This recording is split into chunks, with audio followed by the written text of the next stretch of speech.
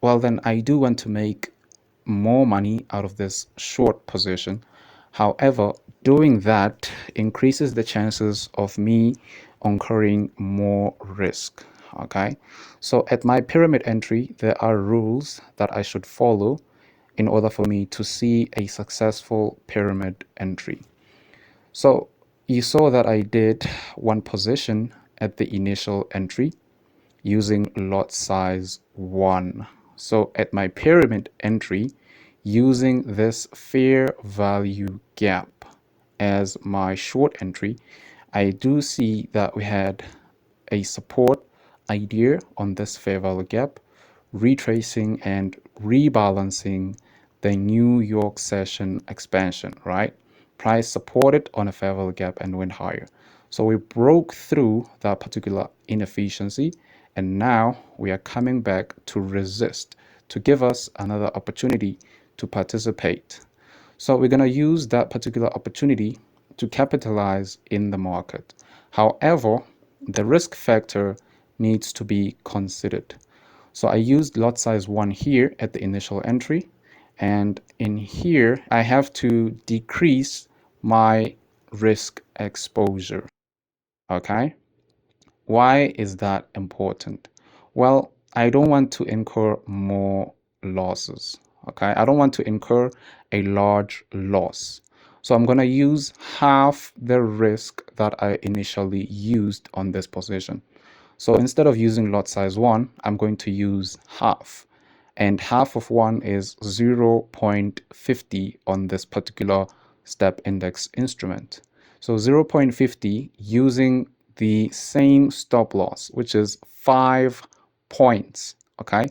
So my 5 points is going to cover this particular fair value gap. Should price want to come back into that inefficiency, this one, as it already did, come inside of that fair value gap. Well, what if price action will need to come back again to rebalance this tiny fair value gap once more time? So do you see why a 5-point SL is needed? So I am selling short right here at the entry, and my stop loss is at the second fair value gap, or the best case scenario, it is above the fair value gap itself.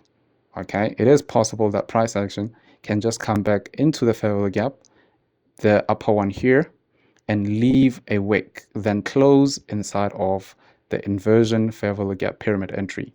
It is possible. Okay, pyramiding is a strategy where traders gradually add to an effective position instead of going all in from the start. It is used in trending markets. Well, this is a trending market. It does seem like a consolidation. However, it is used in trending markets where traders look to take advantage of sustained price movements by expanding their exposure as the trend develops. The key difference between pyramiding and simply increasing position size at the outset is that pyramiding limits initial risk.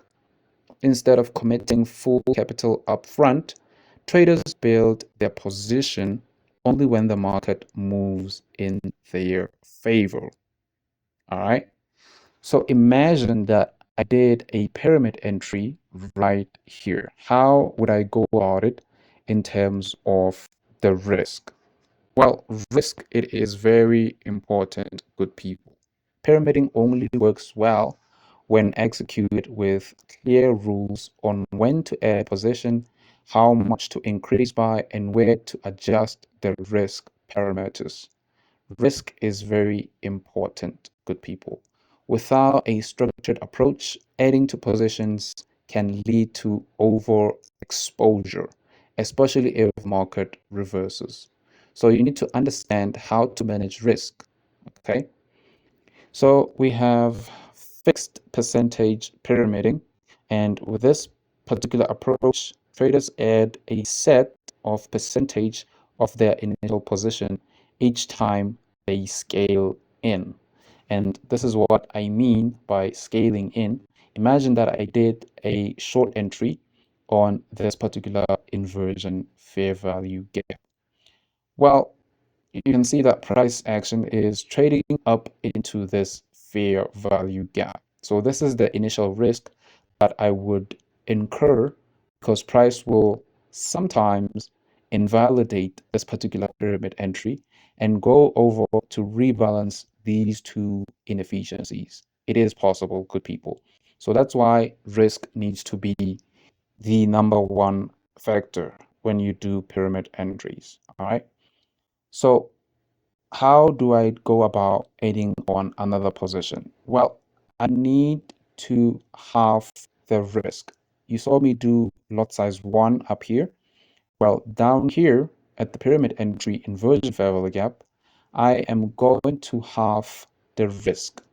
Okay, I'm going to use 0.50 and I'm going to have the very same stop loss coordinates. I'm going to use a 5-point stop loss. Why is that the case? Well, a 5-point stop loss limits the amount of risk that I'm going to have.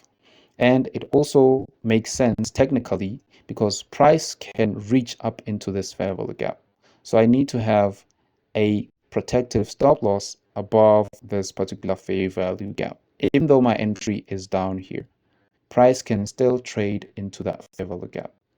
So that's why I need to have a stop loss above the particular fair value gap.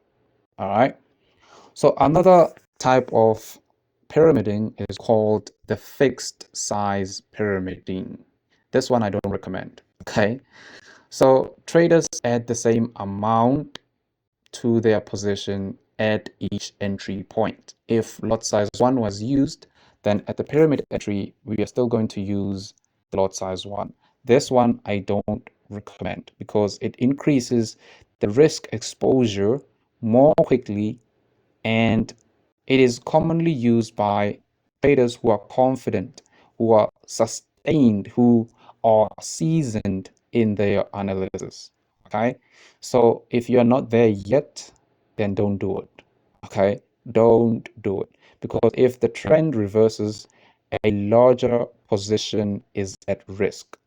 Okay, another type of pyramiding is called the scaled pyramiding. In this trading strategy or in this pyramiding, the size of each additional position, it decreases as the trade progresses.